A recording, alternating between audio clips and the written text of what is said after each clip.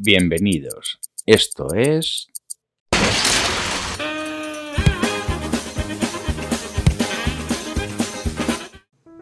Hola, buenas y bienvenidos a un nuevo vídeo de relojería para torpes. Continuando con nuestro esquema sobre el reloj electrónico, entramos en el espacio del cómputo y transmisión, y en este vídeo vamos a analizar este primer término, que es el cómputo, y para ello nos vamos a adentrar en lo que es el circuito electrónico, que de ahí viene su nombre, el reloj, no es tipología de reloj, que es el reloj electrónico. Y el corazón es el circuito integrado. Y entrando en el diseño, un circuito integrado es una placa de silicio cuya superficie, que suele tener entre 10 a 60 milímetros cuadrados, varía según el número de transistores, resistencias, condensadores y conexiones que se quieren utilizar, o sea, la complejidad que tiene. Es posible colocar en una superficie de la placa varios miles de componentes. Esto se consigue depositando sucesivamente finas capas, cada una con un diseño diferente. La integración, es decir, el número de elementos que podemos introducir por unidad de superficie, mejora continuamente. O sea, un avance que año a año se va, o cada 2-3 años se va mejorando. Y la dimensión de cada elemento se expresa en micrómetros. O sea, para que veáis las dimensiones que suelen tener estos elementos, que están en milésimas de milímetro. O sea, milésimas de milímetro o millonésima de metro. Al mismo tiempo, el consumo de energía de estos circuitos es cada vez menos. O sea, cada día se va avanzando en la eficiencia de estos circuitos y cada día consumen menos energía para funcionar. En el exterior de los circuitos encontramos zonas más importantes a las que se dirigen las conexiones, de algunos micrómetros de longitud. Estas zonas permiten establecer la conexión eléctrica del circuito integrado. Las funciones que suelen tener un circuito integrado cumplen varios cometidos cada vez más complejos. O sea, cada vez tenemos circuitos más complejos en sus funcionalidades, y lo cual aporta mayores funciones a los relojes. Entre ellas están mantener las oscilaciones del cuarzo, dividir la frecuencia del cuarzo, corregir la marcha del reloj, alimentar los motores, alimentar las indicaciones de los cristales líquidos, controlar las funciones especiales, calendario, cronógrafo, despertador, uso horario, realizar correcciones y poner en hora el reloj. Una de las funciones es dividir la frecuencia del cuarzo, con el fin de obtener las que son útiles para las diferentes indicaciones. Con una cadena de 15 etapas de división por 2, realizada mediante básculas electrónicas, también denominadas flip-flop, que parte de la frecuencia base, que es 32.768 Hz, es decir, 2 elevado a 15 Hz, para obtener una señal de 1 hercio. Que 1 hercio es un ciclo, y al final un ciclo lo transforma en un segundo. El circuito impreso, que es donde va montado lo que es el circuito integrado, se realiza mediante una placa delgada de resina epoxi.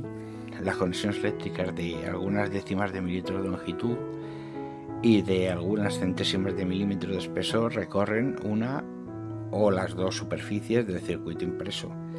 Se obtiene mediante el ataque químico de una película de cobre depositada en la placa. En esta placa solo permanecen las zonas no afectadas por una resina fotosensible que no ha sido eliminada tras aplicar un procedimiento fotolitográfico. Estas conexiones se doran y se estañan para evitar que se oxiden. El circuito impreso presenta orificios que dejan pasar hilos de los componentes o permiten establecer conexiones directas entre sus caras. Llevan los componentes electrónicos, los contactos de la pila, el cuarzo, el circuito integrado y en ocasiones las bobinas del motor. El circuito integrado está conectado al circuito impreso mediante bonding, o sea, mediante fundición o soldadura, mejor dicho. En estas zonas de conexión de los dos circuitos se sueldan hilos finos de aluminio o de oro. El circuito integrado se cubre con una resina para proteger las conexiones de golpes y de agresiones químicas de la luz. Y este circuito impreso suele ir atornillado directamente a la pletina de base del reloj. En hoy día los circuitos también los suelen ir impresos ya literalmente por impresión 3D, porque si bien antiguamente, y hoy también se utiliza este método, pero que ya queda un poco desfasado, digamos que lo que era la placa de resina iba toda cubierta de una placa fina de cobre. Entonces, mediante el ataque químico, o sea, tú dibujabas el circuito que querías tener en la placa y se protegía la placa de cobre mediante tintas o hablando pronto y mal, una especie de pegatina, las zonas que no querías tú que actuara el ácido.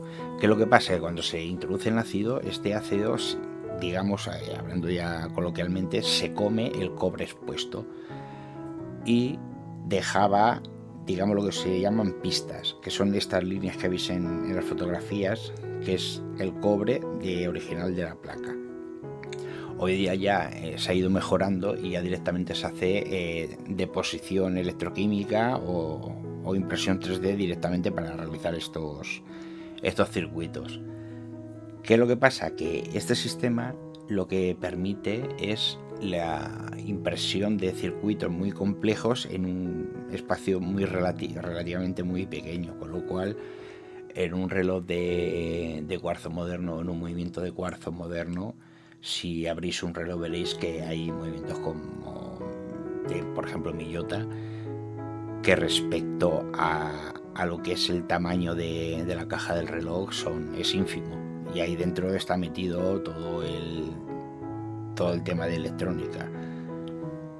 Pues bueno, esto es lo que es el apartado dedicado a lo que es el circuito impreso y la electrónica del reloj, y en un próximo vídeo ya nos vamos a meter en lo que sería la parte mecánica de estos relojes electrónicos, que es decir, de los relojes de cuarzo que todos conocemos, pues también tienen una parte y unas piezas móviles, y nos vamos a meter en ese tema, que será la parte de transmisión de este bloque. Pues nada, sin más, recibid un saludo y nos vemos en el próximo vídeo.